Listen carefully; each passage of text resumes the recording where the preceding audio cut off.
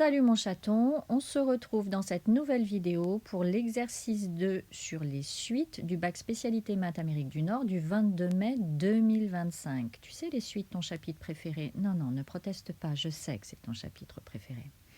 Alors on te dit, un des objectifs de cet exercice est de déterminer une approximation du nombre réel ln de 2 en utilisant une des méthodes du mathématicien anglais Henry Briggs au XVIe siècle.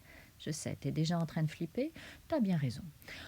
On désigne par un la suite définie par u0 égale 2 et pour tout entier naturel n, un plus 1 égale racine de un. Donc partie A, question 1, donner la valeur exacte de u1 et u2. Donc tu rappelles que pour tout n appartenant à n, un plus 1 est égal à racine de un. Ensuite, tu écris que u1 est égal à racine de u0. Je te rappelle que ça, c'est le terme suivant et ça, c'est le terme précédent. Donc, pour calculer le terme suivant, on doit faire la racine carrée du terme précédent. Et u1 étant le terme suivant par rapport à u0, on a donc u1 qui est égal à racine de u0. Et u0 étant égal à 2, on a u1 qui est égal à racine de 2. Tu encadres le résultat. Ensuite, u2, c'est le terme suivant par rapport à u1. Donc u2 est égal à racine carrée de u1. Et on a donc u2 qui est égal à racine carrée de racine carrée de 2. Pas de valeur approchée, ça n'est pas demandé. Tu encadres le résultat. Question B, émettre une conjecture à l'aide de la calculatrice sur le sens de variation et la limite éventuelle de la suite. Donc là, tu rentres ta suite dans ta calculatrice et quand tu vas dans le tableur, et tu vois que la suite semble décroissante et qu'elle semble converger vers une limite égale à 1. Question suivante, question 2a, montrer par récurrence que pour tout entier naturel n, 1 inférieur ou égal à un plus 1 inférieur ou égal à un. Donc les démonstrations par récurrence, ça suit un protocole de rédaction très précis. Tu commences par dire avec une phrase la propriété que tu vas démontrer. Et ensuite, c'est en 3 étapes, l'initialisation, l'hérédité et la conclusion. Donc là, tu commences par dire, démontrons à l'aide d'un raisonnement par récurrence la propriété. Entre guillemets, tu écris la propriété. Donc là, 1 inférieur ou égal à un plus 1 inférieur ou égal à un. Et ensuite, tu fermes les guillemets et tu écris pour tout n appartenant à n. Attention à ne pas mettre le pour tout n appartenant à n dans les guillemets. Les guillemets sont réservés à la propriété que tu veux démontrer. Initialisation, on va vérifier que la propriété est vraie au premier indice. Donc là, nous, on travaille sur n. Ça veut dire que le premier indice, c'est 0. Donc tu écris pour n égale 0. Donc si n égale 0, on a un qui fait u0 et un plus 1 qui fait u1. Donc on a u0 qui est égal à 2, u1 qui est égal à racine de 2, on l'a calculé précédemment, tu mets une accolade, racine de 2 est environ égale à 1,4, donc on a 1 qui est inférieur ou égal à racine de 2, qui est inférieur ou égal à 2, et donc on a bien 1 qui est inférieur ou égal à u1, qui est inférieur ou égal à u0. Et donc tu conclus en disant la propriété est vraie pour n égale 0. On passe à l'hérédité. Donc, je t'invite fortement à écrire la phrase que je t'ai mise parce qu'elle est bien complète et elle te permet de bien poser ton hypothèse de récurrence, ce que tu veux démontrer dans l'hérédité. Donc, tu dis, on suppose que la propriété est vraie pour un entier n donné quelconque, c'est-à-dire 1 inférieur ou égal à un plus 1 inférieur ou égal à un. Ça, c'est ton hypothèse de récurrence. Et on montre qu'elle est vraie au rang suivant, c'est-à-dire, donc si on écrit notre propriété au rang suivant, 1 reste 1, un plus 1 devient un plus 2 et un devient un plus 1.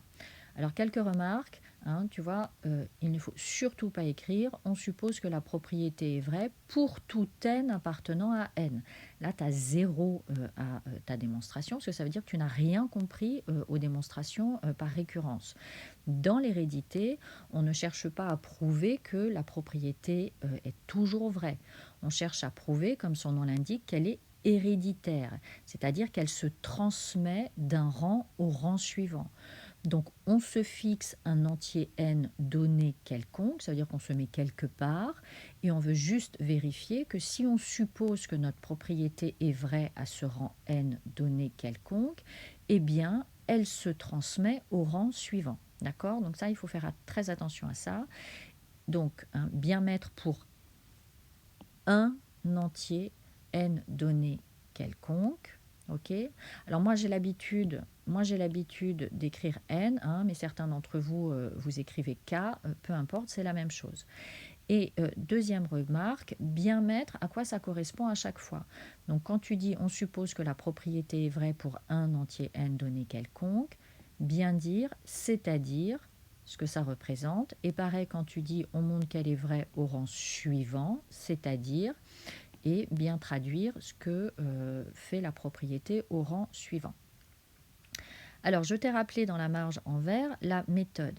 Hein. Donc, il y a 3 choses à prendre en considération que j'appelle ce que l'on suppose, ce que l'on sait et ce que l'on veut.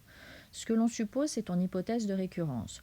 Donc, ici, c'est 1 inférieur ou égal à un plus 1 inférieur ou égal à un. Ce que l'on sait, c'est ce qu'on te donne dans l'énoncé qui définit ta suite. Donc là, dans l'énoncé, on t'a dit que un plus 1 est égal à racine de un. Et ce que l'on veut, c'est ce que l'on veut démontrer dans ce passage de l'hérédité, à savoir que 1 est inférieur ou égal à un plus 2 est inférieur ou égal à un. Et donc dans le cadre, je te dis comment on s'y prend à chaque fois qu'on veut démontrer soit un encadrement, soit une inégalité dans le passage de l'hérédité. Donc je te dis, quand on a une inégalité ou un encadrement à démontrer, on part de l'hypothèse de récurrence. Donc là, on va partir de 1 inférieur ou égal à un plus 1 inférieur ou égal à un. On applique ce que l'on sait, c'est-à-dire la formule de récurrence qui définit la suite. Donc là, ta formule de récurrence, hein, elle te dit un plus 1 égale racine de un. Donc ça veut dire que pour passer de un à un plus 1, on doit appliquer la fonction racine carrée. En d'autres termes, pour passer d'un rang au rang suivant, on doit appliquer la fonction racine carrée. Et ensuite, tu obtiens ce que tu veux démontrer dans ta récurrence. Donc là, c'est ce qu'on va faire. On part donc de notre hypothèse de récurrence. 1 inférieur ou égal à un plus 1 inférieur ou égal à un. Donc ça implique, et donc on veut passer au rang suivant, et comme je viens de le dire, il faut qu'on applique la fonction racine carrée. Or, la fonction racine carrée est une fonction qui est strictement croissante sur 0 plus l'infini. Donc là, nous, on travaille bien avec des nombres qui sont positifs, hein, puisqu'on est supérieur ou égal à 1. Et la fonction racine carrée étant croissante, eh bien, quand on l'applique, les inégalités restent rangées dans le même ordre. D'accord, hein, c'est ce que fait une fonction croissante. Donc on applique la fonction racine carrée, donc ça nous donne racine de 1 inférieur ou égal à racine de un plus 1 inférieur ou égal à racine de un. Écris bien la justification que j'ai mis en rose. Donc on a racine de un plus 1 est égal à un plus 2 et racine de un est égal à un plus 1. Et donc on a 1 inférieur ou égal à un plus 2 inférieur ou égal à un plus 1. C'est ce qu'on voulait démontrer. Et donc maintenant, conclusion, tu dis que la propriété est vraie pour n égale 0, qu'elle est héréditaire et que donc d'après le principe de récurrence, on a 1 qui est inférieur ou égal à un plus 1 qui est inférieur ou égal à un. Et maintenant, tu peux écrire pour tout n appartenant à n. D'accord ? Alors, question suivante. En déduire que la suite un est convergente. Donc, on a démontré à la question précédente que pour tout n appartenant à n, on a 1 inférieur ou égal à un plus 1 inférieur ou égal à un. Donc un plus 1 inférieur ou égal à un, ça signifie que la suite un est décroissante. Et puis comme tout ça c'est supérieur ou égal à 1, eh bien ça veut dire que la suite est minorée par 1. Donc je t'ai rappelé dans la marge en rouge tes théorèmes de cours. Si une suite est décroissante et minorée, alors on sait qu'elle converge. En revanche, si une suite est croissante et majorée, elle converge. Et puis j'ai rappelé vite fait, pour ceux qui ne seraient pas encore au courant à la fin de l'année, qu'on dit qu'une suite est convergente si elle admet une limite finie, et on dit qu'une suite est divergente si elle admet une limite infinie ou alors pas de limite. On revient à notre question, donc tu conclus en disant, donc par théorème de cours, on peut dire que la suite un converge vers une limite petit l et, important, on a petit l qui est supérieur ou égal à 1 puisque la suite est minorée par 1. Et là malheureusement je suis obligée d'interrompre la vidéo, sinon elle va faire plus de 10 minutes, donc on se retrouve dans la prochaine vidéo pour la fin de cette partie 1.